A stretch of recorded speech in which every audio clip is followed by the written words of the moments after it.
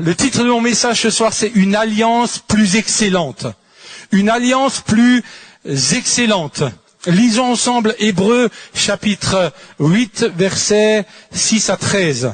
Nous ferons un peu de lecture ce soir. Il est dit ceci, mais maintenant, il a obtenu un ministère d'autant supérieur qu'il est le médiateur d'une alliance plus excellente qui a été établie sur de meilleures promesses.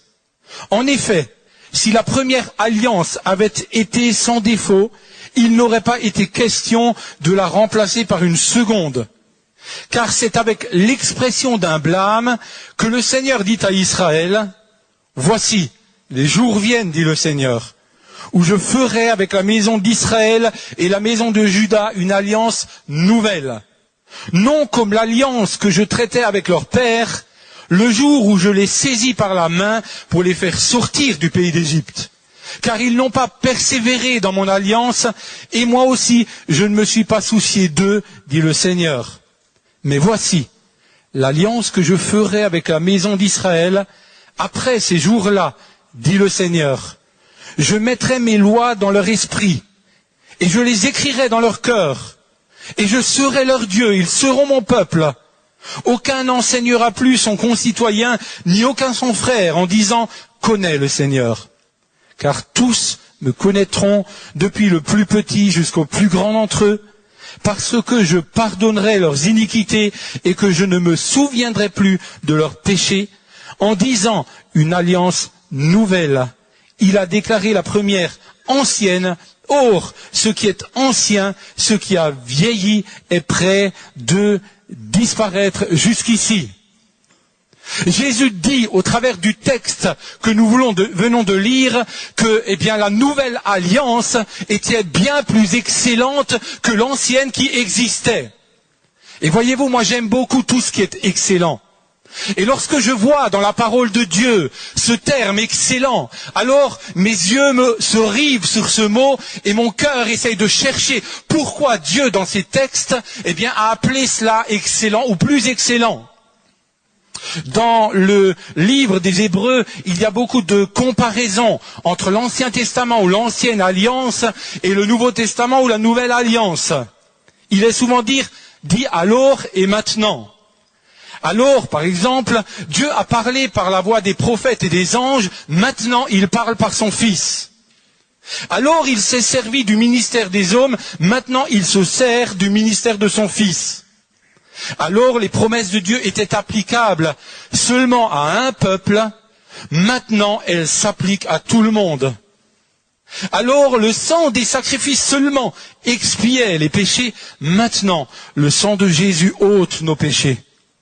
Alors, les souverains sacrificateurs étaient nommés pour un temps limité. Maintenant, nous avons un grand souverain sacrificateur établi par Dieu et dont le ministère est éternel. La nouvelle alliance est excellente et meilleure. Parce que Jésus est meilleur et excellent. Et parce que le sang qu'il a versé est meilleur que le sang des milliers d'animaux qui ont été sacrifiés pour le pardon des péchés. Dans le texte de 1 Corinthiens chapitre 11 verset 25, vous connaissez ce texte puisque souvent le dimanche il est répété. Cette coupe est la nouvelle alliance en mon sang, faites ceci en mémoire de moi toutes les fois que vous en boirez. Faites ceci en mémoire de moi. Et je voudrais ce soir parler de ce que Jésus a accompli pour chacun de nous et qui nous permet ce soir de rentrer pleinement dans une alliance qui est plus excellente que l'alliance que connaissaient et que vivaient nos pères. Je l'imagerai tout à l'heure par ce vase qui représente cette alliance que Dieu a fait avec nous et ce verre dans lequel je verserai le contenu de l'œuvre que Jésus a accompli dans le cadre de cette nouvelle alliance. J'aimerais voir avec vous ce soir au moins 5 raisons pour lesquelles je peux dire avec vous que l'alliance nouvelle est excellente et bien meilleure que l'ancienne alliance. Première raison, l'ancienne alliance était basée sur ce que l'homme fait ou a fait, alors que la nouvelle alliance est basée non pas sur ce que l'homme fait, mais est basée sur ce que Dieu fait. Laissez-moi parcourir un peu l'histoire de l'Ancien Testament et voir avec vous combien les alliances diverses que Dieu a fait avec les hommes ont toutes échoué. Pourquoi? Parce que l'homme n'était pas capable par lui-même et avec ses propres forces d'aller jusqu'au bout de ses alliances. La première alliance, c'est l'alliance que Dieu a faite pas plus tard que dans le jardin d'Éden, avec Adam et Ève. Certainement, c'était un des contrats les plus faciles que Dieu a fait avec l'homme. Pourquoi? Parce que Dieu a installé Adam et Ève dans un lieu qui, me semble-t-il, était parfait. Parfait en tout point. C'était le paradis sur terre. Le climat était parfait. Il n'y avait pas de microclimat ou de... je ne sais pas trop comment on peut appeler les climats. La nourriture était parfaite. Hein, c'était de la nourriture bio. Il n'y avait pas de traitement. Il n'y avait pas de maladie. Évidemment, les gens ne vieillissaient pas. Ça devait être agréable, hein, de regarder Ève ne pas vieillir et de la voir toujours physiquement jeune.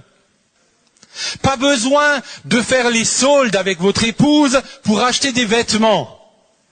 C'est quelque chose pourquoi j'ai beaucoup de mal, hein. Mais là, il n'avait pas besoin de vêtements. Pas de facture à payer. Pas de note de téléphone, pas d'impôt. Pas d'huissier qui vient frapper à la porte pour vous rappeler que vous avez payé une facture. Pas de banquier qui vous téléphone pour vous dire que vous êtes dans le rouge. Pas de femme qui vous enguirlande, cher mari, lorsque peut-être vous rentrez 5 minutes plus tard que prévu.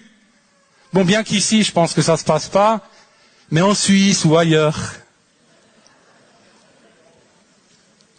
Pas de mauvaises notes à l'école.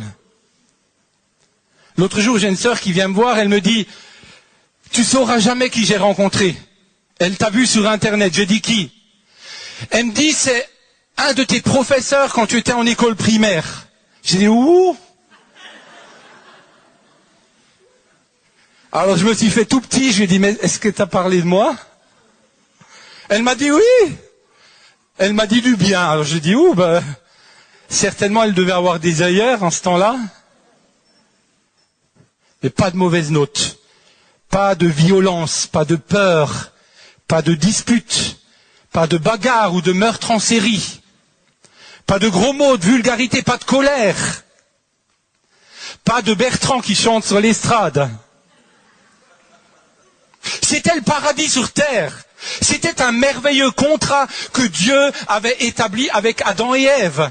Et lors de ce contrat, il y avait une seule loi, une loi. Vous vous rendez compte? Vivre sur une terre sur laquelle il n'y aurait qu'une loi à laquelle il faudrait obéir, sachant d'autant plus que l'on vit dans un monde paradisiaque. Cette loi était la suivante. Genèse chapitre 2 verset 17, il est dit « Tu ne mangeras pas de l'arbre de la connaissance du bien et du mal ». Une seule loi. Ils ont trouvé le moyen d'y désobéir. Et voilà où on en est aujourd'hui. Obligé de faire les soldes. Obligé de voir la violence partout s'étaler. Obligé, etc., etc. Je ne reprendrai pas, évidemment, toute la liste qui est là. Pourquoi est-ce que cette alliance n'a pas marché? Est-ce que c'est parce que Dieu n'a pas tenu sa promesse? Est-ce que c'est parce qu'il n'y avait plus de nourriture au paradis et qu'il a fallu qu'ils exodent ailleurs? Est-ce que c'est parce qu'il faisait trop froid que le climat a changé? Non. Si Adam et Ève ont dû se coudre, eh bien, une ceinture en feuilles de figuier, ce n'est pas parce qu'ils avaient froid. C'est parce qu'ils ont déchiré l'alliance qui a été faite avec Dieu. Ils l'ont déchirée. En désobéissant à la parole de Dieu, ils ont déchiré le contrat que Dieu avait fait avec eux. Et puis, deuxième alliance. Alliance qui avait lieu avec la descendance d'Adam et Ève. Une alliance au travers de laquelle, eh bien, la conscience devait parler aux hommes. Malheureusement, vous savez ce qui s'est passé. Caïn a tué Abel. Et puis l'humanité est bien sûr tombée dans un péché de plus en plus profond. Jusqu'à ce que Dieu décide d'éradiquer les habitants du monde, mis à part un avec sa famille, Noé. Noé et sa famille. Voilà une nouvelle alliance. Et le signe de cette nouvelle alliance, c'est l'arc-en-ciel. Chaque fois que vous voyez un arc-en-ciel, vous pouvez penser à cette alliance que Dieu fit avec Noé. Et Dieu, là, a permis à Noé de gouverner. Il n'y a pas réellement eu de loi. Mais voilà que Noé, après le déluge, quelques mois après, a été surpris par Cham, son plus jeune fils, ivre et nu dans sa tente. L'homme était alors absolument incapable de vivre selon ce que Dieu avait établi. Incapable d'être juste et saint et de rester pleinement attaché à Dieu. Comble de tout. Voilà que l'homme qui n'était absolument pas capable de diriger déjà les territoires que Dieu lui avait donnés, voulait maintenant faire la loi dans le ciel. Et être au moins égal à Dieu en construisant la tour. Non, pas de Babybel, hein. La tour de Babel. Alors Dieu a dû les séparer les peuples en donnant différentes langues. L'anglais, l'allemand, le français, l'alsacien. Puis Dieu a établi une nouvelle alliance. Non plus avec une humanité entière, mais avec un homme, et au travers de cet homme, avec un peuple, le peuple d'Israël. Est venu Abraham. Et voilà ce que Dieu dit dans cette alliance-là. Genèse chapitre 12, versets 1 à 3, il est dit, l'Éternel dit à Abraham, va-t'en de ton pays, de ta patrie et de la maison de ton père dans le pays que je te montrerai. Je ferai de toi une grande nation et je te bénirai. Je rendrai ton nom grand et tu seras une source de bénédiction. Je bénirai ceux qui te béniront et je maudirai ceux qui te maudiront. Et toutes les familles de la terre seront bénies en toi. Cette alliance était encore plus forte que les autres, parce que cette alliance était basée sur une promesse faite par Dieu. Et voyez-vous, Dieu n'est pas comme nous. Quand Dieu fait une promesse, il l'accomplit. Ce que Dieu dit, il l'accomplit. Amen. Je n'ai jamais vu Dieu ne pas accomplir ce qu'il m'a promis. Certes, ça a des fois mis du temps. Certes, il n'est des fois pas toujours passé par les chemins par lesquels j'aurais aimé passer, parce on évite toujours les chemins les plus difficiles, hein. Mais ce que Dieu promet, il l'accomplit. Et ce que Dieu promet à Abraham, il voulait l'accomplir, bénir ses familles. Mais 8 siècles plus tard, le peuple d'Israël, au lieu de se réjouir des promesses de Dieu, se retrouve esclave dans le pays d'Égypte. Alors Dieu fait une nouvelle alliance. Vous savez, Dieu est un Dieu persévérant. Il insiste parce qu'il aime ses enfants. Il aime ce qu'il a créé. Et Dieu fait une nouvelle alliance. Cette fois-ci, ce n'était plus une alliance orale. C'était une alliance écrite sur des tables de loi. Et Dieu alors a fait une alliance avec Moïse.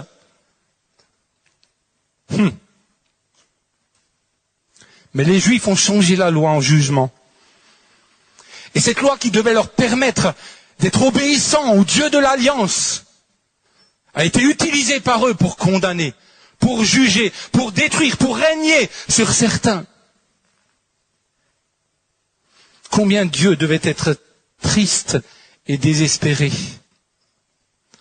Alors Dieu, voyant que l'homme était incapable de tenir ses alliances, a fait une alliance, comme nous l'avons lu dans le livre des Hébreux, beaucoup plus excellente.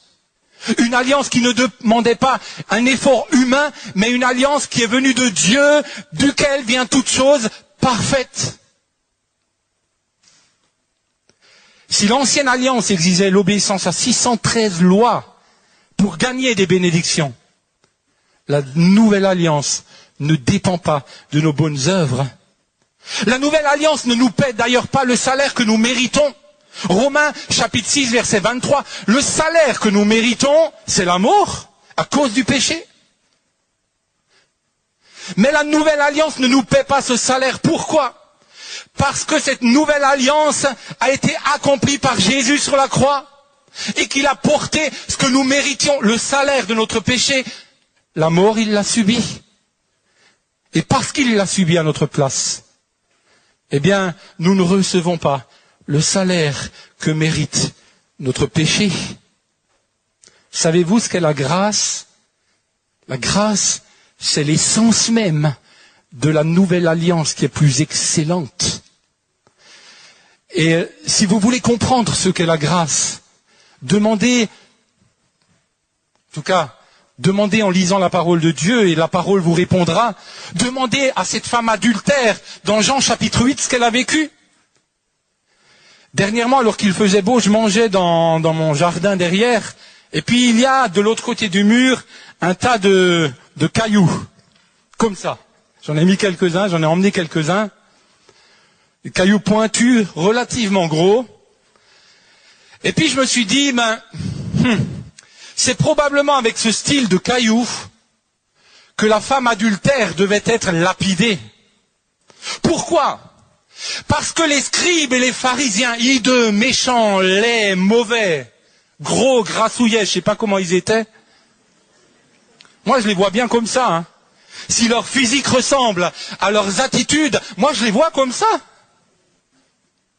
Avec un regard haineux, méchant, prêt à lancer ce caillou sur cette femme adultère. Mais selon la loi, cette femme, bien sûr, méritait d'être lapidée. Mais heureusement que Jésus était là et que cette femme déjà se trouvait sous la grâce, une alliance plus excellente. Si moi j'aurais dû être lapidé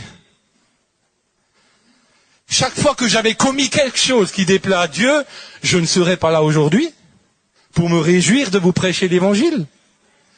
Si vous-même, vous aviez dû mériter le salaire de votre péché, certainement que ces cailloux ne suffiraient pas.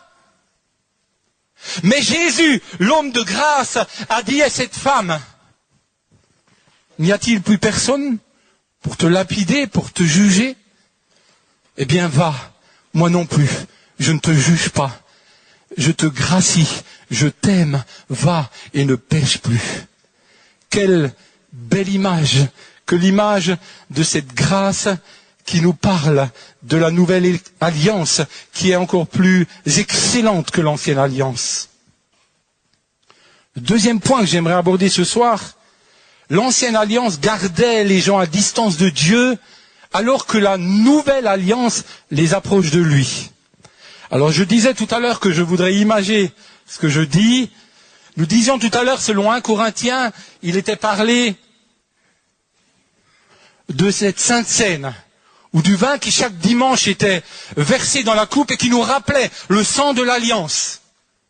Eh bien, pour cette première raison, Jésus a voulu que nous soyons graciés. Et cette alliance vient non pas de nous, mais de Dieu. Eh bien, j'aimerais renverser ce vin qui représente, voilà, le sang de Jésus. Deuxième raison, l'ancienne alliance gardait les gens à distance de Dieu, alors que la nouvelle alliance les rapproche de Dieu. Pourtant, le cœur de l'homme, par rapport à l'Ancien Testament, n'a pas changé. Le cœur de l'homme est toujours aussi tortueux, et le Dieu saint qui régnait dans l'Ancien Testament est toujours le même Dieu. Mais entre le cœur tortueux de l'homme et ce Dieu saint et la nouvelle alliance, il y a Jésus, qui nous permet aujourd'hui, malgré nos péchés, de nous approcher de lui. Voici ce qu'il est dit dans un des textes de Hébreux. Alors que Moïse est monté sur le mont Sinaï pour recevoir les 10 commandements, Dieu dira ceci, Hébreux chapitre 12, versets 20-21, « Si même une bête touche la montagne, elle sera lapidée. » L'homme a toujours essayé de s'approcher de Dieu. Au travers de ses religions, de ses œuvres, l'homme aujourd'hui encore essaye de s'approcher de Dieu. Mais aussi longtemps que cela, eh bien, s'appuie sur ses propres œuvres, l'homme ne peut pas s'approcher d'1 millimètre de Dieu. J'étais moi très religieux. Première communion, confirmation, deuxième communion, servant de messe, hein, je le voyais en servant de messe, hein, avec une belle robe blanche et une clochette dans la main. Et puis aussitôt que la messe était finie, j'allais dans le presbytère pour me goinfrer d'hosties. Un jour, je suis allé me confesser. Je vous l'avais déjà raconté, je crois. Je suis allé me confesser, et puis je me suis dit finalement, j'ai fait un deal avec Dieu, et je me suis dit finalement, si déjà je me confesse, autant que je confesse des péchés que je sais que je vais accomplir. Comme ça, quand je les accomplirai, je serai déjà pardonné. Hein, voyez un peu, hein. Eh ben, c'est ce que je fis. Je lui ai déballé certains péchés que je préméditais déjà, si bien que quand je les commettais, je me dis, de toute façon, je suis déjà pardonné. Le cœur de l'homme. Comment ce cœur, aussi mauvais et méchant, tel que le cite la parole de Dieu, peut-il un millimètre s'approcher de Dieu? Impossible. Impossible. Mais il y a 2000 ans, à 3 heures de l'après-midi, un vendredi, l'agneau de Dieu, Jésus qui ôte le péché du monde, a dit, voici, tout est accompli. Et le voile de séparation s'est déchiré du haut en bas. Aussi bien que maintenant, nous avons un libre accès au trône de la grâce. Nous pouvons nous approcher de ce Dieu merveilleux. Éphésiens, chapitre 2, verset 13, il est dit, mais maintenant en Jésus-Christ, vous qui étiez jadis éloignés, vous avez été rapprochés par le sang de Jésus. Oh, rapprochez-vous de Dieu. Ça vaut le coup. Peut-être vous êtes là ce soir, vous ne l'avez pas encore fait. Ça vaut le coup. Voilà cette deuxième œuvre accomplie. Il nous est permis maintenant, après avoir connu la grâce, eh bien de nous approcher de Dieu. Troisième raison pour laquelle je peux dire ce soir que cette alliance est plus excellente. L'ancienne alliance était exclusive, alors que la nouvelle alliance est inclusive. Autrement dit, l'ancienne alliance excluait certains peuples et n'admettait qu'un peuple, le peuple d'Israël. Alors qu'aujourd'hui, la nouvelle alliance, eh bien, admet tout le monde. Regardez ce qu'il est dit dans Deutéronome chapitre 7, verset 6. Tu es un peuple saint pour l'Éternel, ton Dieu. Il parle au peuple d'Israël. L'Éternel, ton Dieu, t'a choisi pour que tu fusses un peuple qui lui appartient entre tous les peuples qui sont sur la face de la terre. Deutéronome chapitre 26, verset 19, afin qu'il te donne sur toutes les nations qu'il a créées la supériorité en gloire, en renom et en magnificence, et afin que tu sois un peuple saint pour l'Éternel, ton Dieu, comme il te l'a dit. Les autres peuples étaient exclus. Les Cananéens, les Jébusiens, les Phérésiens, les Égyptiens, les Anglais, les Alsaciens. Enfin, peut-être pas les Alsaciens. Hein.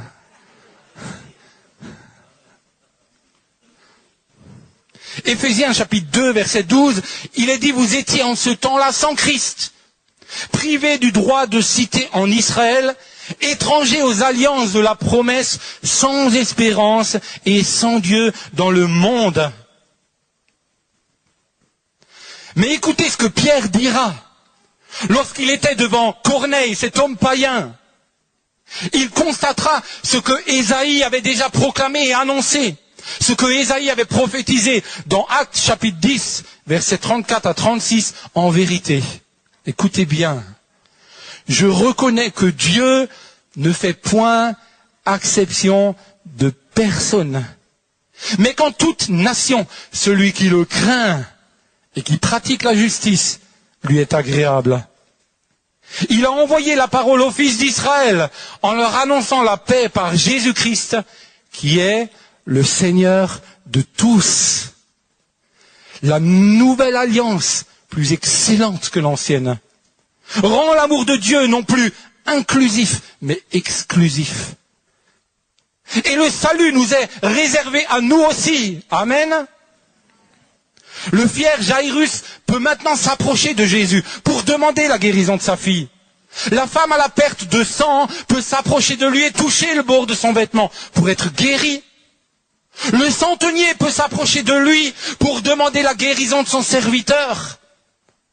La femme adultère peut vivre la grâce et être pardonnée de son péché. Le possédé de Gadara, tout possédé qu'il était, peut venir se prosterner devant Jésus et être libéré. Thomas, l'incrédule, lui qui avait besoin de toucher les marques dans les mains et le côté de Jésus, pouvait s'approcher de lui tout incrédule qu'il était. Et Pierre, qui l'a renié, pouvait malgré cela, s'approcher avec un cœur repentant. Quelle que soit aujourd'hui la difficulté que tu vis, viens dans cette excellente nouvelle alliance qui te permet à la fois d'être gracié, à la fois de t'approcher de Dieu et de recevoir qui que tu sois, blanc ou noir, grand ou petit, gros ou maigre, orange ou rouge ou vert ou je ne sais quoi. On peut être vert de peur, ou rouge de colère, ou blanc comme un linge. Quelle que soit ta couleur, ta taille, ton rang social, Dieu t'aime comme tu es. Que tu sois juif ou grec, anglais ou suisse, Dieu t'aime comme tu es. Alléluia.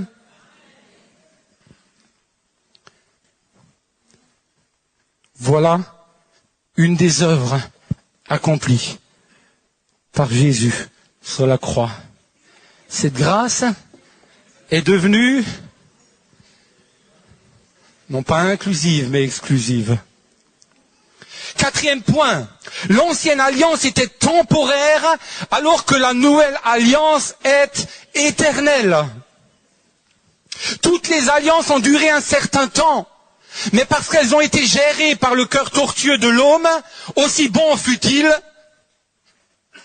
elles ont cessé, elles ont dû arrêter. Alors que la nouvelle alliance, elle est éternelle, et l'œuvre accomplie par Jésus sur la croix est éternelle.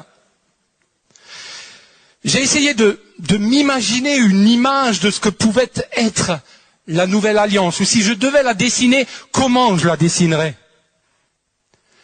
Face à tous ces points que nous voyons ce soir, il me semble que je dessinerais Jésus les bras écartés sur la croix.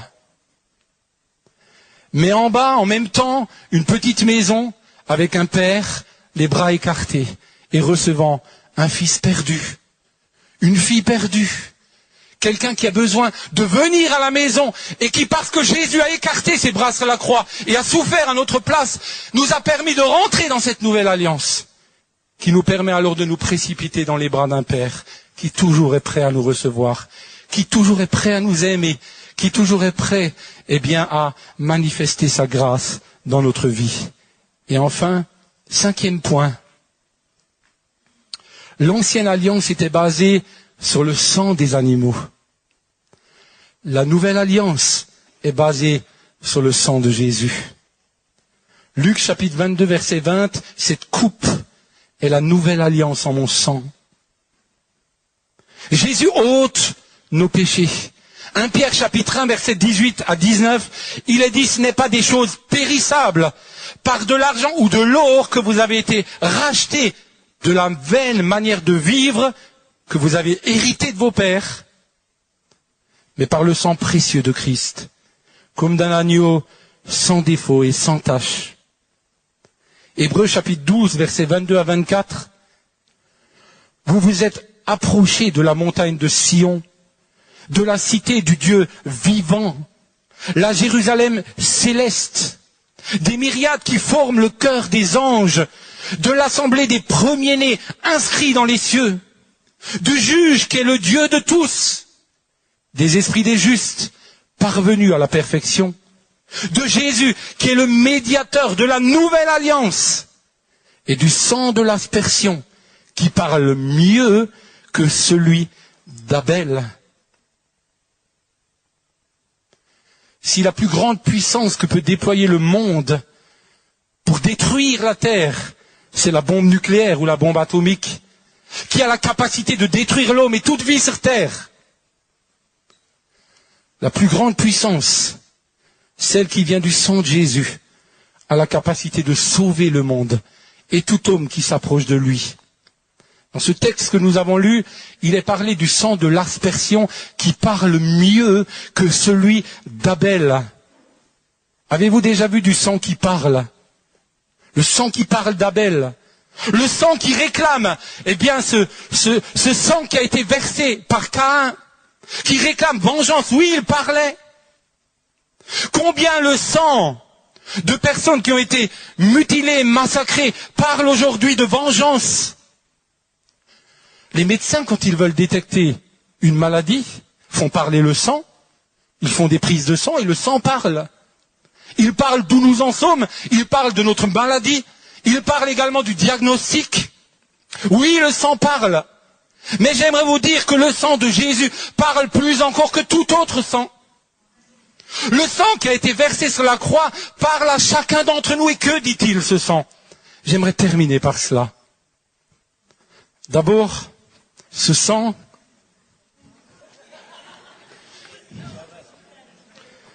a été versé sur la croix pour chacun d'entre nous. Le sang de Jésus ne s'arrête jamais de couler. Il coule depuis 2000 ans sur la vie de quiconque veut le recevoir et être purifié. Amen.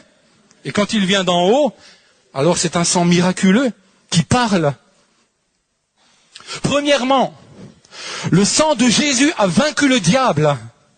Dans le jardin de Gethsémane, la première fois que Jésus a réellement versé son sang, le diable est venu et a essayé de décourager Jésus. Et Jésus a pris la coupe. Et il a dit à un moment, parce que découragé, si seulement cette coupe pouvait s'éloigner de moi, si seulement ce sang que je dois verser pour le salut de l'humanité pouvait s'éloigner de moi.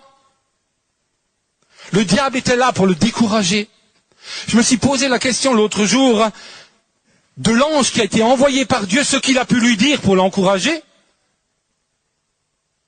Peut-être était-ce l'ange Gabriel, le même qui avait déjà annoncé la venue de Jésus, probablement l'avait-il aussi envoyé lui, voyant qu'il était particulièrement doué. Je pense qu'il a dû dire au moins deux choses. La première, Jésus, ce que tu vas faire, ce sang qui remplit cette coupe, que tu veux éloigner de toi s'il était possible de l'éloigner, est ce sang qui sauvera des millions et des millions de personnes. Fais-le pour eux. Deuxième réflexion qu'a dû faire l'ange Gabriel, la même montagne sur laquelle tu verses ton sang aujourd'hui. Un jour tu y reviendras, tu y poseras ton pied, et tu ne poseras plus sur cette montagne ton pied comme un Dieu persécuté, comme un fils persécuté, obligé de mourir, mais tu poseras ton pied, et tout genou fléchira devant toi, et toute bouche confessera ton nom. Il a vaincu le diable et les accusations du diable. Deuxième fois où Jésus a versé son sang, c'est un sang qui apporte la guérison. Alors que son corps a été meurtri, flagellé, et que le sang commençait à couler, Pierre, lui, a cité cette prophétie. Cité également par Isaïe dans 1 Pierre chapitre 2, verset 24, lui qui a porté lui-même nos péchés en son corps sur le bois, afin que, morts au péché, nous vivions pour la justice. Lui par les meurtrissures duquel vous avez été guéris. Ce sang touche nos corps malades et nous guérit. La troisième fois que son sang a coulé, c'est lorsqu'une couronne d'épines a été tressée et enfoncée sur sa tête. Les épines représentent la malédiction. Et si Jésus nous libère des œuvres démoniaques, si Jésus nous guérit dans nos corps physiques et dans notre âme, Jésus est également là pour enlever toute malédiction qui peut subsister sur notre vie. Par cette nouvelle alliance, rappelez-vous, lorsqu'Adam et Ève ont péché, Genèse chapitre 3, versets 17 à 18, il est dit, puisque tu les as écoutés, tu as écouté la voix de la femme, et que tu as mangé de l'arbre au sujet duquel je t'avais donné cet ordre, tu n'en mangeras point. Le sol sera maudit à cause de toi. Et c'est à force de peine que tu en tireras ta nourriture tous les jours de ta vie. Il te produira des épines et des ronces. Le monde gît sous la malédiction. Mais nous devons leur proposer de venir à cette nouvelle alliance, afin qu'ils en soient libérés. Galates chapitre 3 verset 13, il est dit, Christ nous a rachetés de la malédiction de la loi, étant devenu malédiction pour nous ou à notre place. Et enfin, le cri du sang de Jésus dit également qu'il nous purifie de tout péché. Apocalypse chapitre 1 verset 5, il est dit, il nous a délivrés de nos péchés par son sang. Et 1 Jean chapitre 1 verset 7, le sang de Jésus nous purifie de tout péché. Amen. Je termine là. Voulez-vous ce soir pleinement rentrer dans cette nouvelle alliance, au travers de laquelle Jésus a accepté cette coupe de souffrance? Voulez-vous, en mémoire de ce qu'il a fait, rentrer dans cette alliance qui est plus excellente encore, et qui n'est pas là ce soir pour lapider quiconque, quoi que vous ayez fait, mais qui est là pour vous permettre de vivre la grâce, de vous approcher de Dieu, ceci éternellement, de goûter son salut et de faire partie de ces sauvés. Christ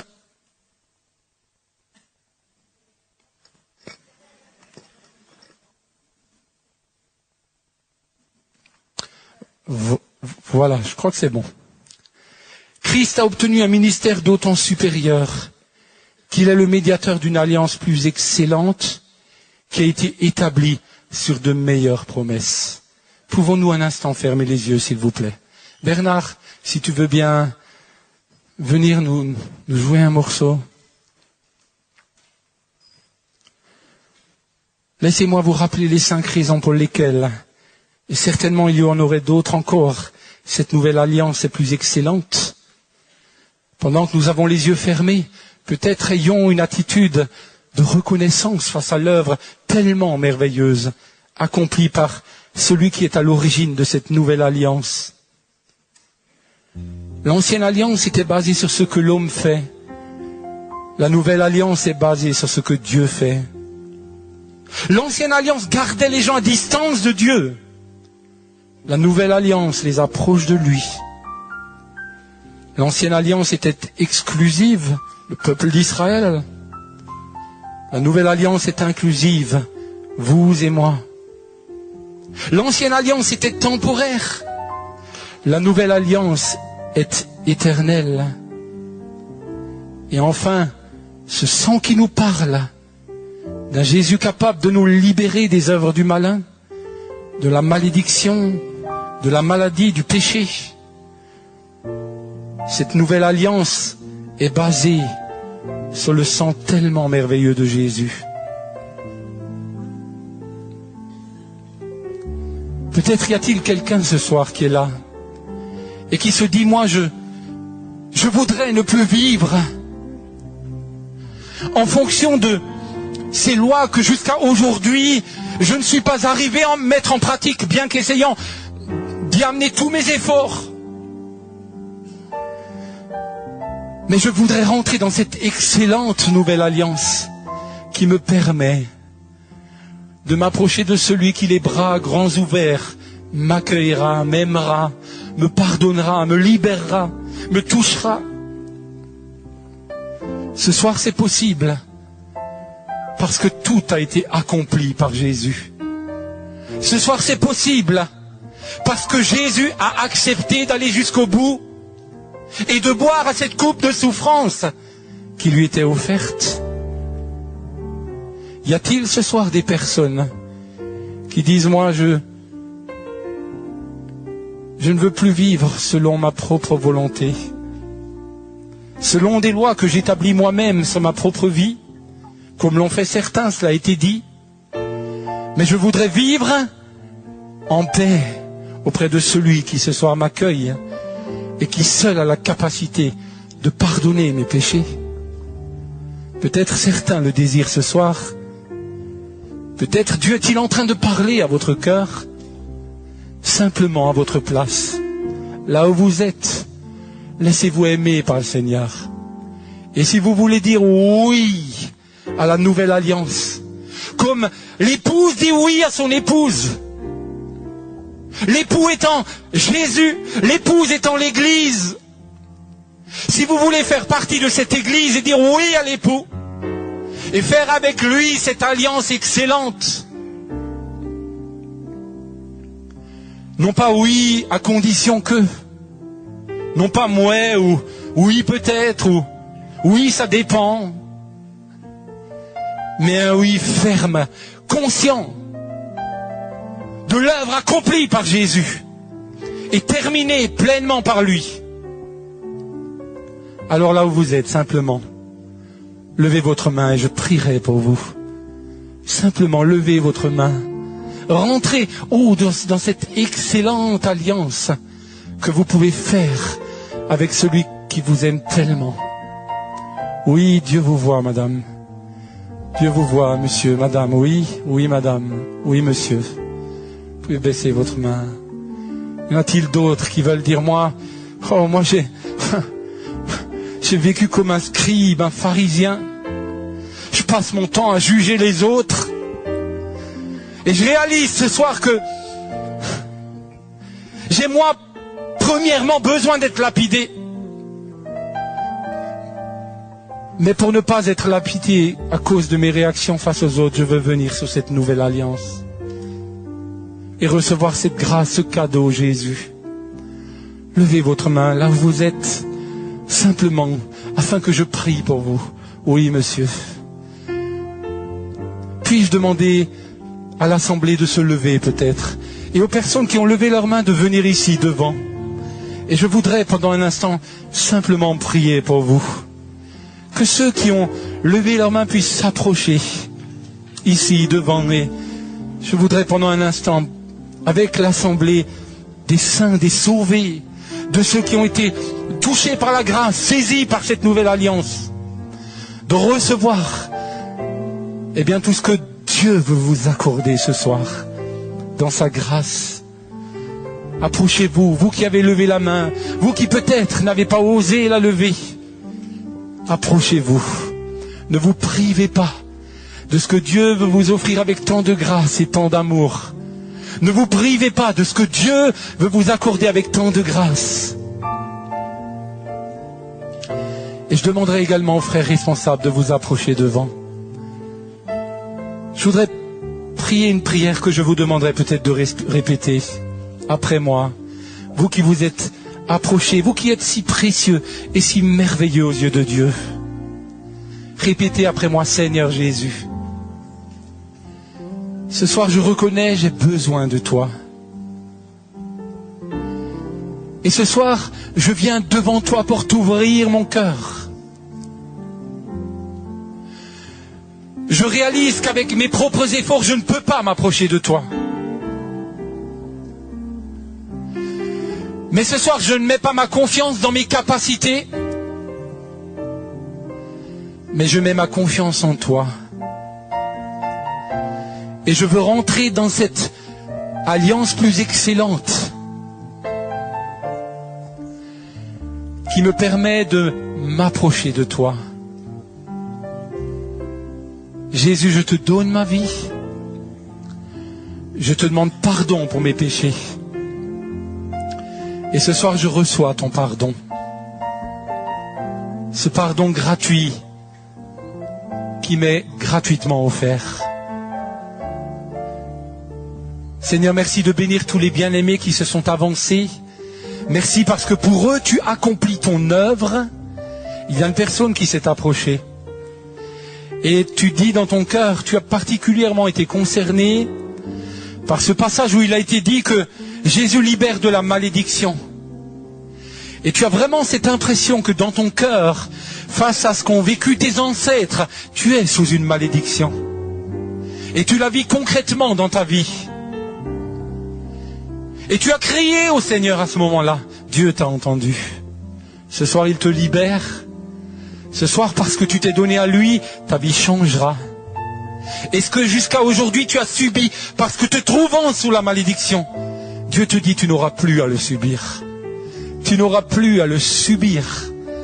Reçois ce soir. Tu t'es placé sous cette alliance excellente. Les conséquences, tu es libéré de la malédiction. Tu es libéré de la malédiction. Il y a également une femme qui est là. Tu souffres physiquement dans ton corps, en particulier dans ton dos. Et Dieu te dit, mon sang te parle ce soir.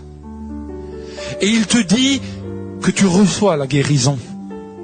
Parce que mes meurtrissures ont été accomplies pour que tu reçoives la guérison. Reçois ce soir. Tu sens une chaleur dans ton dos. Ce soir, tu sortiras de lieu, tu seras touché par le Seigneur. Souvent, tu allais voir des médecins. Souvent, ils n'avaient que des solutions précaires qui n'étaient que des solutions qui ne duraient qu'un temps. Mais ce soir, Dieu te libère. Il te touche et il te guérit. C'est son sang qui accomplit cette œuvre.